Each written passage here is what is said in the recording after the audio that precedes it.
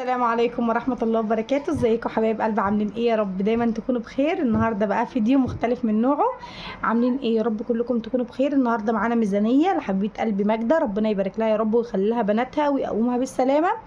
كانت طالبة ميزانية ب 3000 جنيه. بس قبل ما نبدأ في اي حاجة نصلي على الرسول عليه افضل الصلاة والسلام ونقول اللهم اني ابرأ من حولي وقوتي والجأ الى حولك وقوتك يا ذا القوة المتين.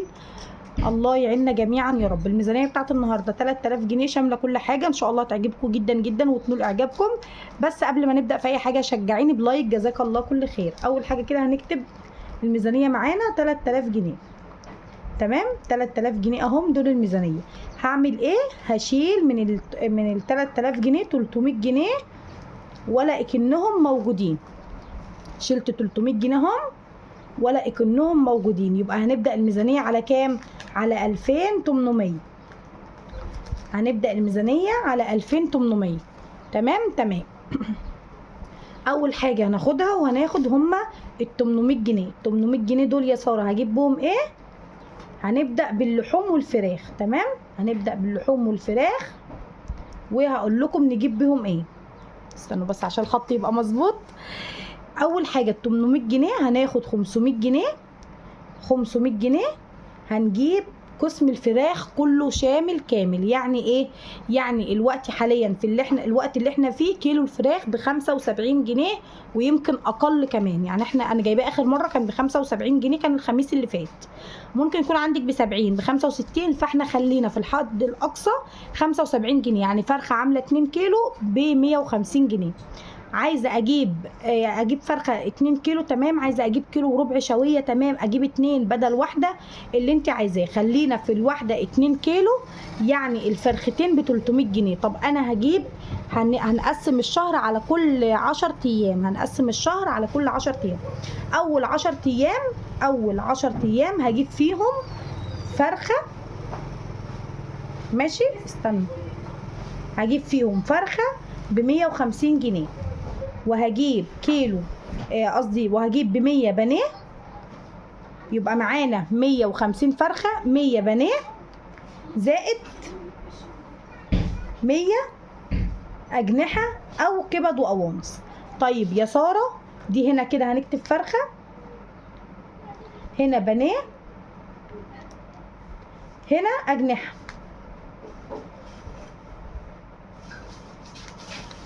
اجنحه. تمام.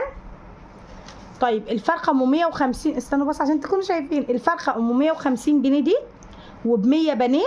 طبعا البانيه دلوقتي بحوالي 90 80. قولي هنجيب بال100 على بعضها زي ما يقطع على الميزان، وهنجيب بال100 التانيه. نجيب بقى اللهم صل على النبي، نجيب كبد وقوانص، نجيب جوانح اللي انت عايزاه. يبقى معانا 150 و100 بانيه 250 و100 اجنحه او بانيه تاني لو حبيتي تزودي، يبقى كل المجموع 350 جنيه. الفرخه لو جبتها 2 كيلو ب 150 جنيه، انت ما شاء الله 3 افراد بنوتين، وانت طبعا عشان زوجك مسافر زي ما انت قايله لي في الميزانيه، فالفرخه هتقسميها مثلا على مرتين. تمام، يعني هتاخدي الصدرين تعمليهم مره والوركين تعمليهم مره. ما شاء الله هتبقى معاكي فرخه مسنوده حلوه. ممكن تاكلي في النص يومين، ممكن تاكلوه مره واحده زي ما انت عايزه. يبقى معانا 350 جنيه فراخ في اول 10 ايام. طيب وبعد كده هروح بقى اجيب ب 150 مفروم. 150 مفروم زائد 150 لحمه سليمه. تمام، زائد 200 جنيه سمك. زائد 200 جنيه سمك. طيب يا ساره، 150 مفروم ده ولا هو ربع ولا هو نص. طبعا لو انت بتتعاملي مع اللي هي المنافذ بتاعه الجيش الحلوه، الحاجه المضمونه الكويسه، فطبعا ال 150 هيجيبوا نص كيلو. طبعا البلديه دلوقتي ب 400 جنيه. عايزه برضو تقطعي بلديه وتفرميها مفيش مشكله، اللي انت عايزاه ده زي ده بالظبط. هنجيب ب 150 مفروم وهنقسمه على مرتين. هنجيب ب 150 مفروم وهنقسمه على مرتين. 150 سليم وهنقسمه قطع على مرتين. يعني نخلي مثلا ابو 150 قطع هنقسمه على مرتين، لان انت بنوتك صغيرين لسه، وانت يعني 150 جنيه هنقسمه على مرتين، ومفروم 150 على مرتين، والسمك 200 جنيه. البولتي دلوقتي احلى بولتي في السوق ب 80 جنيه. هنجيب كيلو ب 80، تمام، وهنجيب مثلا كيلو بوري قولي مثلا ب 100 او ب 120، تمام. يبقى هنجيب نوعين سمك، نوع بلقي نوع بوري او اي نوع انت بتفضليه. يبقى معانا مرتين سمك، مرتين 4 مرات لحمه. عايزه تعملي ابو 150 قطع مره واحده ويكفيك اليومين مفيش مشكله. ابو 150 مفروم، مره صينيه مكرونه، مره كام صابع كفته، او مره صينيه جلاش. يعني ممكن نقسمهم على مرتين، مره صينيه مكرونه ومره صينيه جلاش، اللي تفضليه اعمليه. طيب يبقى الاجمالي هنا 300 لحمه كامله و200 سمك، يبقى 500 على ال 350 على 350 فراخ، يبقى كام؟ يبقى 850 جنيه لحوم الشهر كلها. طبعا الفراخ ممكن نعملها اول 10 ايام، بعدها نبدا بالمفروم، بعدها نبدا بالقطع، بعدها نبدا بالسمك، او العكس، ممكن نبدا بالسمك نخش على اللحوم زي ما انت عايزه. يبقى معانا ميزانيه الشهر 150 جنيه فرخه 2 كيلو، 100 بانيه او 200 بانيه او 100 اجنحه اللي انت عايزاه. معانا 350 اجمالي، معانا 500 جنيه لحمه وسمك. 300 لحمه، عايزه تجيبيها قطع كلها هاتيها، عايزه تجيبيها كلها مفروم براحتك اللي يريحك. ومعانا 200 سمك. ثانيه، اللحوم كله قد ايه يا ساره؟ 850 جنيه. 850 جنيه فراخ ولحمه، تمام. خلاص كده اهو. باقي معانا كام من 2800؟ باقي معانا 1950.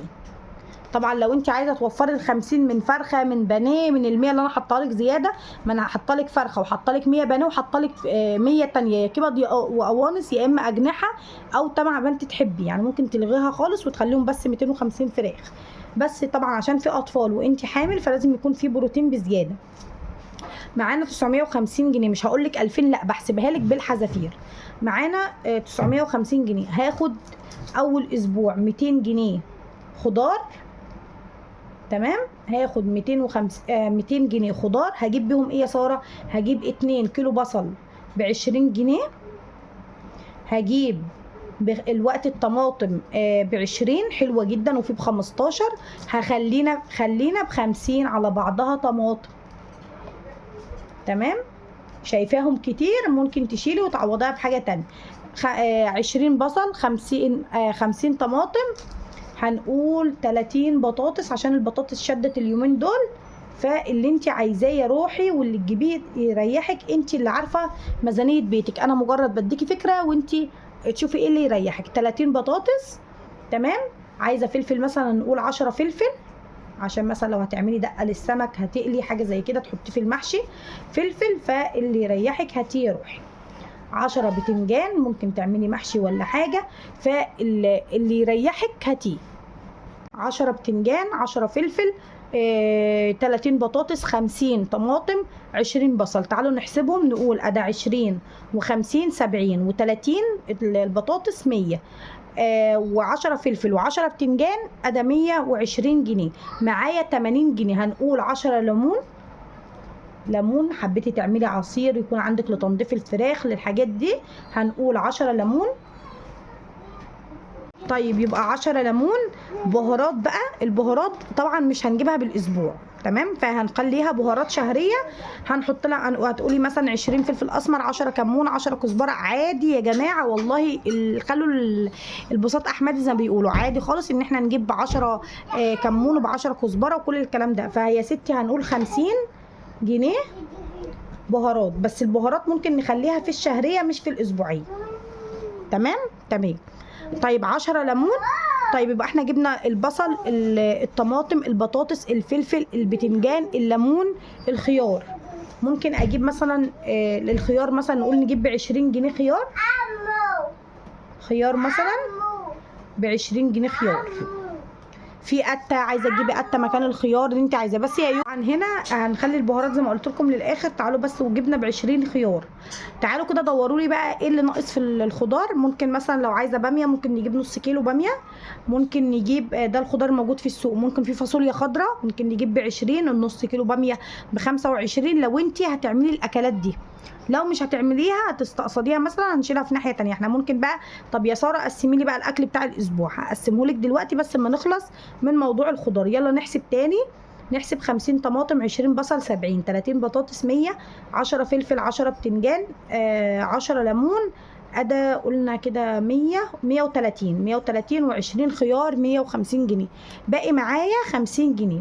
لو انا هجيب فاكهه، كيلو العنب دلوقتي ب 40 جنيه وب 50 جنيه. ممكن يكون عندك اغلى، ممكن يكون عندك ارخص. ممكن اجيب بالكيلو وربع عنب بال 50، ممكن اجيب بال 50 على بعضها موز، ممكن اجيب الفاكهه الموجوده موز، جوافه، عنب بال 50 جنيه مع طلبات السوق. طيب يا ساره لو عايزه اخلي الفاكهه دي لوحدها على جنب واجيب بقى بال50 الباقيه، ممكن تجيبي بال50 الباقيه 25 باميه، ممكن نجيب 25 فاصوليا خضراء. انت بتقولي ولادي بياكلوا الحاجات اللي هي السريعه والحاجات دي، فاحنا برضو نحاول ان احنا نقلل من الموضوع ده يا جماعه. فخلاص ده الخضار كله اهو تمام. ال50 جنيه بقى اللي هي باقيه دي، ثواني بس نشطب على دول كده. ال50 جنيه دي اللي بعد الخضار بعد البطاطس والطماطم والبصل، ال50 جنيه دي يا فاكهه يا تحطيها تزودي بها خضار اللي انت عايزاه. لا جبتي فاكهه ولا جبت خضار هنشيلها على جنب. تمام. بس بدل في بنات هاتي فاكهه، هاتي بال50 جنيه فاكهه مش هتخسر. عايزه تخلي بدل ال 200 بتوع الاسبوع تخليهم 250 برضو مش هتخسر، مفيش اي مشكله. هو الدنيا ضلمت ليه كده؟ الدنيا ضلمت ليه كده؟ تمام مفيش اي مشكله. ال50 جنيه معاكي ممكن تلعبي فيها، ممكن تحطي 50 كمان يبقوا 250 وتجيبي بال100 فاكهه على مدار الاسبوع. طيب يا ساره لو انا خدت 200 جنيه هيبقى على مدار الشهر كله صرفنا 800 جنيه خضار بس. لو خدت 250 عشان ازود فاكهه يبقى على مدار الشهر خدت 1000 جنيه. اللي يريحك. انا 200 جنيه خضار طلعت لك منهم 50 جنيه فاكهه، مش هتكفي ال 50 جنيه ممكن تخليهم 250 جنيه في الاسبوع يبقى على مدار الشهر 1000 جنيه. خلينا نحسب في ال 800 جنيه دلوقتي. شيل ال 800 من ال 900. بصي يا ستي شيل ال 800 من ال 900 هيتبقى كام؟ هيتبقى 1150. 1150 تمام. 1150 باقيين معانا. ال50 جنيه هنجيب بها البهارات بتاعتنا. ال50 جنيه هنجيب بها البهارات بتاعتنا 20 فلفل اسمر، 20 كمون، قصدي 20 فلفل اسمر، 10 كمون، 10 كزبره، 10 بهارات لحمه او بهارات فراخ. انا عامه مش بفضل البهارات الكتيره في الاكل. فال50 جنيه بقى انت حاولي تروحي عند العطار كده وتشقلبي الميزانيه بيها. طيب معايا 1150. ما تنسوش ان في 300 فوق ما لطناهمش من ميزانيه ال 2800 جنيه. طيب ثانيه واحده بس اسكت تمام. يبقى معانا على مدار الشهر ال 800 جنيه بتوع الخضار، 850 بتوع اللحوم، ومعانا باقي 1150.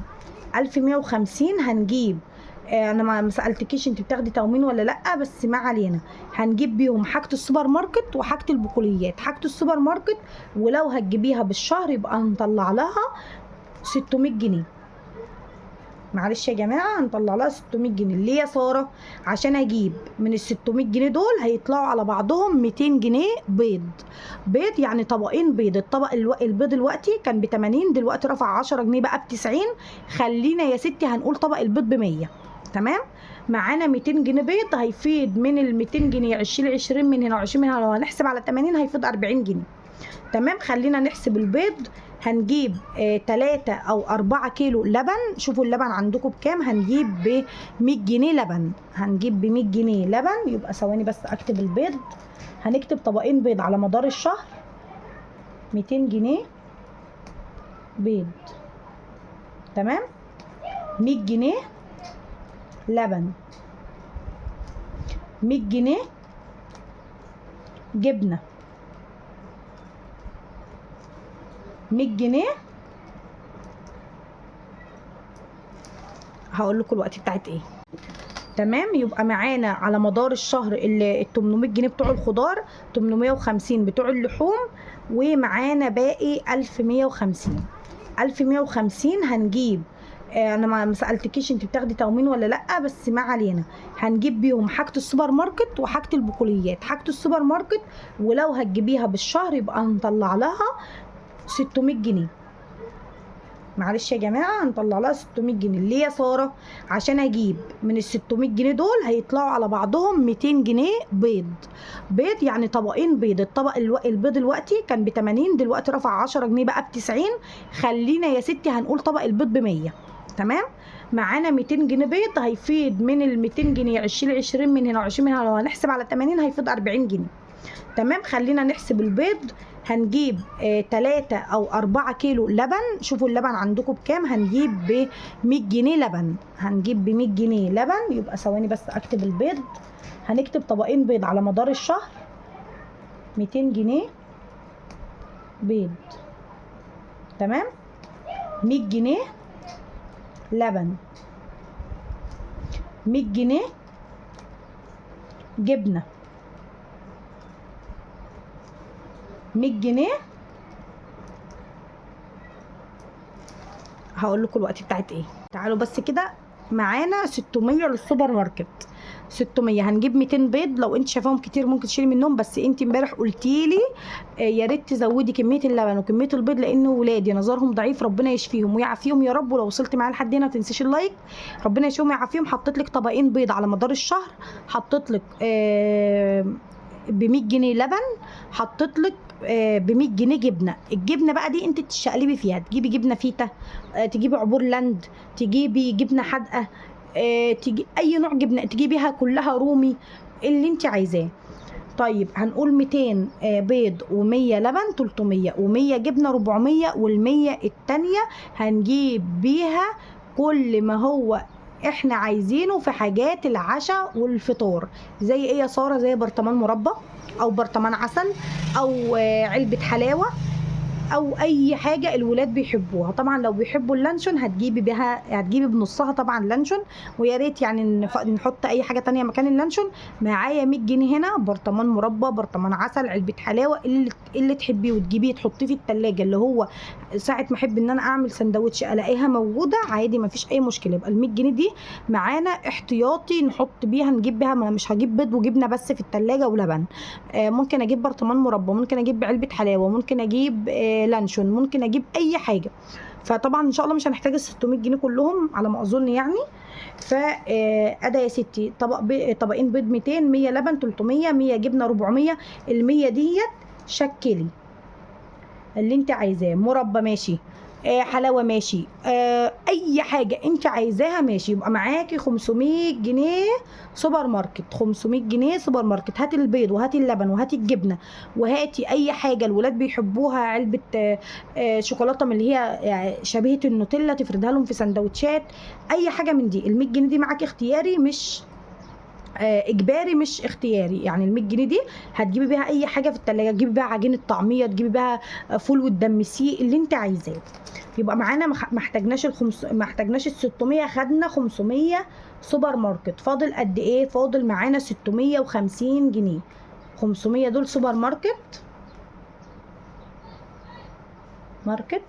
تمام. معانا هنا اللهم صل على النبي، هنا الخضار، هنا السوبر ماركت، هنا اللحوم والفراخ. طيب ماشي. هنا 500 سوبر ماركت الشقلبي بيهم بقى. هاتي طبقين البيض، تجيبي اللبن زي ما انا قلت لك. الخضار معاكي 200 جنيه كل اسبوع. عايزه تزودي تحطي 50 يبقى 1000، مفيش مشكله. البهارات طلعنا لها 50 جنيه. البهارات طلعنا لها 50 جنيه. احنا قلنا هنا 1150، شلنا ال 50 حقه بتاعه البهارات، يبقى معانا 1100 جنيه. شلنا 500 سوبر ماركت، معانا 600 جنيه.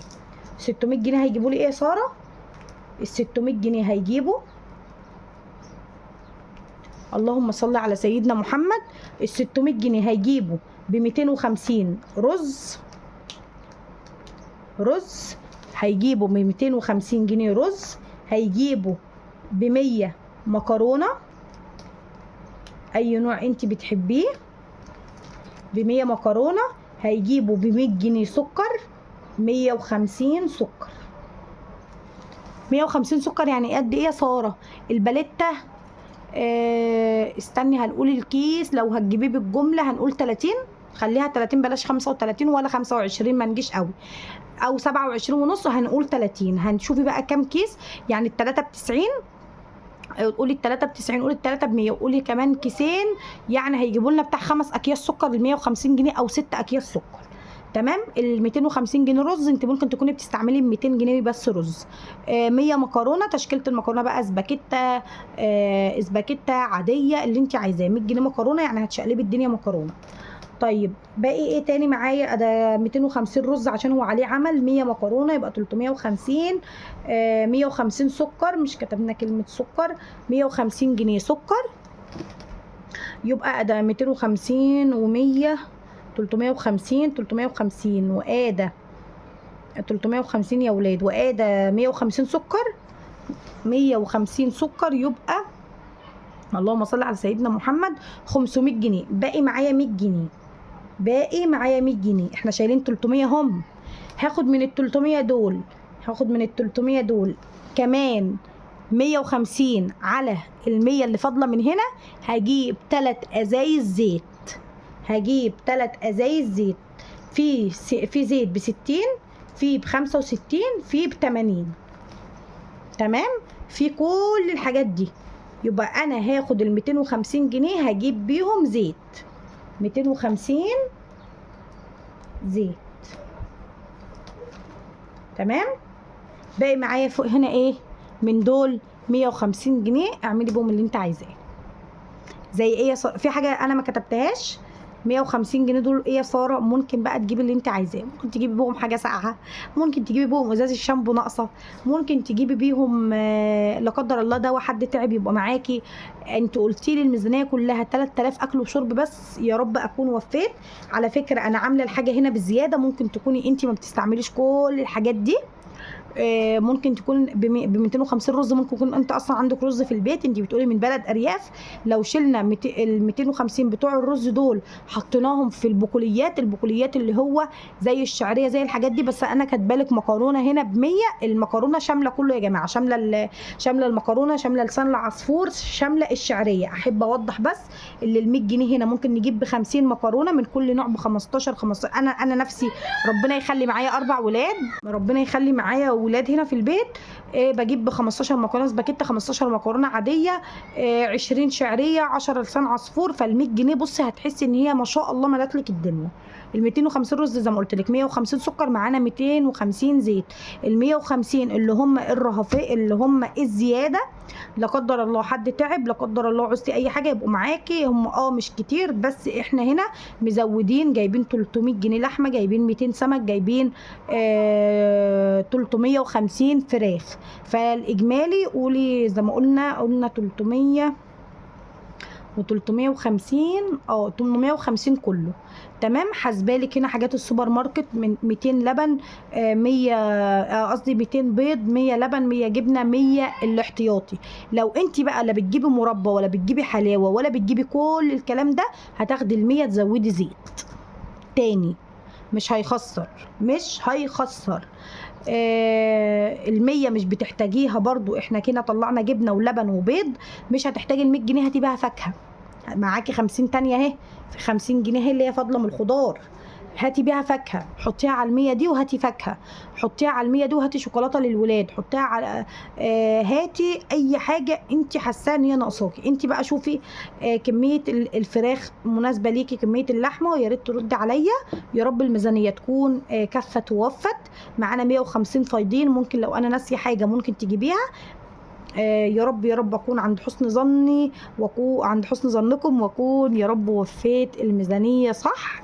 اي حد عايز ميزانيه يكتب لي في الكومنتات، وان شاء الله هتفيدك. امشي على الميزانيه دي، انت يعتبر جوزك مسافر انت وبناتك بس، فممكن توفري من كل اللي انا بقوله ده مبلغ حلو وتعينيه، زي 100 او 150 شهريا او اسبوعيا، تشيلي 50 جنيه على جنب.